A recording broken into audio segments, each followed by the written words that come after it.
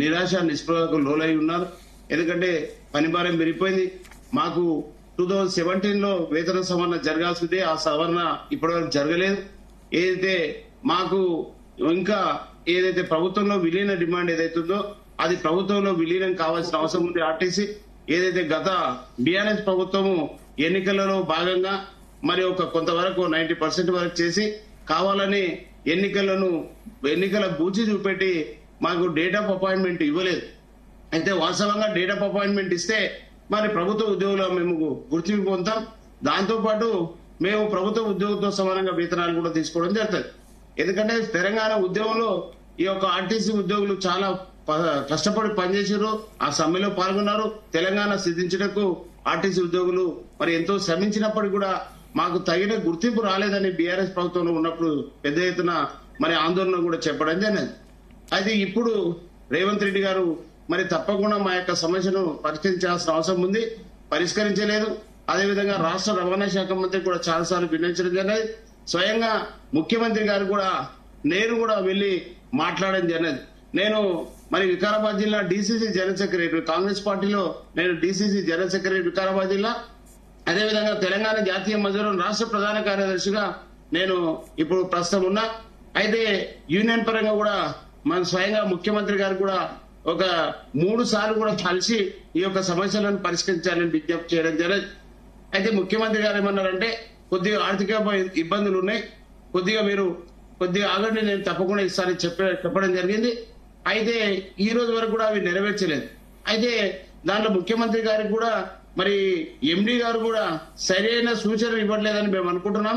ఎందుకంటే వాస్తవంగా మరి ఎండీ గారు ఎప్పటికప్పుడు ప్రభుత్వం దృష్టికి తీసుకెళ్లి ఈ సమస్యను పరిష్కరించే విధంగా చూడాల్సిన అవసరం ఉంది.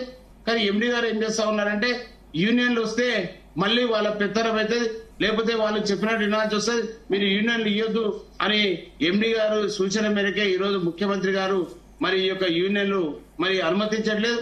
మరి ఈ యొక్క ముఖ్యమంత్రి గారు తప్పకుండా యూనియన్లను అనుమతిస్తే సగం సమస్యలు అయిపోతాయి. ఏదైతే ప్రభుత్వం మిగిలిన డేట్ ఆఫ్ అపాయింట్మెంట్ మాత్రమే ఒక్కటే మిగిలినది, ఆ యొక్క డేట్ ఆఫ్ అపాయింట్మెంట్ ప్రకటిస్తే సరిపోతుంది. అయితే ఈ యొక్క యాజమాన్యము ప్రభుత్వానికి ఒక తప్పుడు విధానాలు చూపిస్తా ఉన్నది. ప్రధానంగా ఏంటంటే యూనియన్లు వచ్చి అన్ని సమస్యలు అడుగుతారు, వీళ్ళు లొల్లి పెడతారు, వీళ్ళకి యూనియన్ ఇవ్వద్దు అనేది ఒకటి. ప్రభుత్వంలో విలీనం అయితే చాలా భారం పడుతుందని చెప్తా ఉన్నారు. కానీ ఏదైతే ఈ రోజు మహాలక్ష్మి తోటి ఏదైతే ప్రభుత్వం ప్రకటించిందో దానివల్ల ఇప్పుడు ఆర్టీసీ అభివృద్ధి జరిగింది, మంచిగా జరిగింది. కానీ ఇప్పుడు ఆర్టీసీ మహాలక్ష్మి స్కీమ్ తోటి మరి ఈ డబ్బులు సరిపోతాయి, పే స్కేల్ కానీ లేకపోతే మా యొక్క డిమాండ్ ఏదైతున్నాయో అవన్నీ పరిష్కరించడానికి మహాలక్ష్మి స్కీమ్ కు వచ్చే డబ్బులు సరిపోతాయి. కానీ యాజమాన్యం ప్రభుత్వానికి ఏం చెప్తుందంటే ప్రభుత్వంలో విలీనం చేస్తే మనం చాలా చెల్లించాల్సి వస్తుంది ఆర్టీసీ ఉద్యోగులకు అనేది ఒక పూచి చూపించడం జరుగుతా ఉన్నది. అది అందుకే ముఖ్యమంత్రి గారికి మనం ఒకటి విజ్ఞప్తి చేసాం, సపరేట్ గా మీరు తప్పకుండా దీన్ని ఒకసారి ఆలోచన చేస్తే ఈ యొక్క అదనంగా అసలు ఎట్టి ₹1 కూడా భారం పడదు. కేవలం మహాలక్ష్మికి నెలకు 300 రూపాయల చొప్పున ఈ 300 కోట్ల రూపాయలు ఈ రోజు ప్రభుత్వం ఇస్తా ఉన్నది. ఆ డబ్బులు ప్రతి నెల ఇస్తూ మా యొక్క పే స్కేల్ కానీ మా ప్రభుత్వంలో విలీనం కానీ మా యొక్క సమస్యలు పరిష్కరించడానికి కానీ చాలా వీలుంటది అనే ముఖ్యమంత్రి గారు కూడా తెలియజేయడం జరిగింది. మేము ముఖ్యమంత్రి గారి కాన్స్టిట్యున్సీలో ఉంటాం, మేము పరిచయం అది అయినా మరి ముఖ్యమంత్రి గారు సానుకూలంగా స్పందిస్తారు అనుకుంటున్నాం. ఇంకా సమ్మె నోటీసు నిన్ననే కొన్ని యూనియన్లు ఇవ్వడం జరిగింది. ఇంకా 14 రోజుల తర్వాత సమ్మె చేసేది ఉంటది.